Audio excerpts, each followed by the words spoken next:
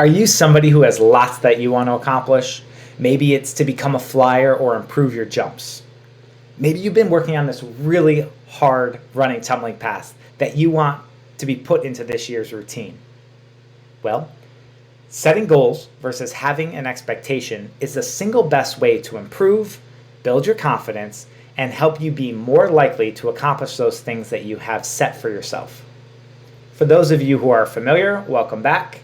For those of you who are brand new, my name is Jeff Benson. I am a sports performance consultant and owner of Mind Body Cheer.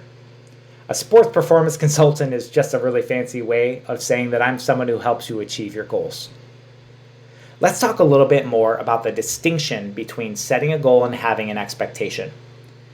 I like to think of an expectation as a want or a hope. Have you ever worked really hard, given 100% effort, to find that you've only improved so much? Or despite working hard, you improve, but you still fall short in the end and find yourself super frustrated and disappointed?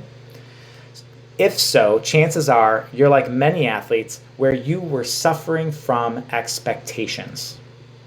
So, let's talk a little bit more about how setting SMART goals might be the thing that will help you break through and achieve the things that you want. So a SMART goal is one that is specific in nature, and there's a way that you measure it to know when or how to achieve it. You also would hold yourself accountable to the game plan that you have set forth, while also making sure that that goal is realistic in the time period that you have set. One of the things that I've noticed stops many athletes is they set what they think is a goal, but unfortunately, their goal is based on someone else having the power to choose. So, I'm imagining an athlete who has a goal of getting their standing back handspring choreographed into this year's routine, and the choreographer is coming next month. It sounds like a pretty specific goal. I have the S, I have the M, and I have the T. Now, just because they don't have the A and the R doesn't mean that it's an expectation.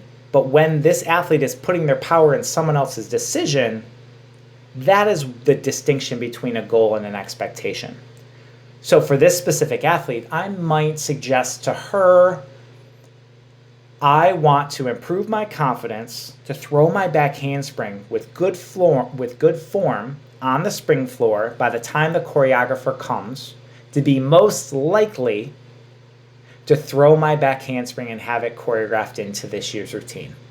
I know that may sound like word garbage, so let's break that down when it comes to SMART. So I want to be able to throw my back handspring on the spring floor with strong form and confidence. That's very specific. Well, how do we measure strong technique or strong form? Well, maybe I would say this athlete has her arms behind her ears. Her chin is neutral and her legs are really tight. Her feet are together on takeoff and landing. That would be very, very measurable, and it's also very specific. How do I measure confidence? Well, maybe I'm throwing that back handspring on the spring floor 3 out of 4 times. I'm sure you would recognize that throwing it 1 out of 10 times, though that might be a great improvement, wouldn't be most likely for a coach to want that choreographed in the routine. Let's move on to A. One of my favorite parts of A is making sure that when you're holding yourself accountable, you're checking to make sure that you are following the game plan that you have set forth. Are you taking tumbling classes? Are you taking private lessons? Are you doing conditioning at home to work on your problem areas? For instance, if your arms aren't behind your ears and your arms are bent in that back handspring, are you working on your thoracic mobility at home 3 out of 4 times a week, let's say?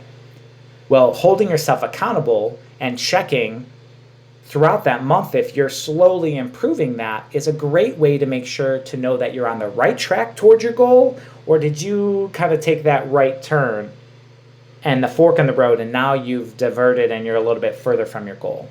Well, in week 2, if you realize you've kind of gone off track, how awesome is that? You can just right yourself and get yourself right back into doing that conditioning, taking those private lessons, and really working and focusing on your form and your confidence. Now, let's talk about realistic. If you're throwing that back handspring on the tumble track with poor form, but your time period is by next month, I'm sorry, but that's not a realistic goal. I'm not saying you can't ever have it on the floor, but to have it on the floor with confidence and good form in 1 month would be an expectation. You're setting yourself up to fail. A realistic goal for an athlete or a realistic position of 1 month out might be I'm on the top of the cheese mat throwing it with good form and confidence. So after week 1, I've moved down 2 steps down the cheese mat, and I'm now throwing it with okay form, and I'm throwing it most of the time. That athlete is on track to reaching and attaining her goals. So make sure that when you're setting SMART goals, you understand that you are clarifying those ideas. You're focusing on your effort and you're using your time more efficiently than most. That leads to you increasing your chance of achieving what it is that you want. I hope you found this video helpful. Let me know if you have a goal and you're trying to figure out what you can do to make it smarter. Until next time, everyone, be well.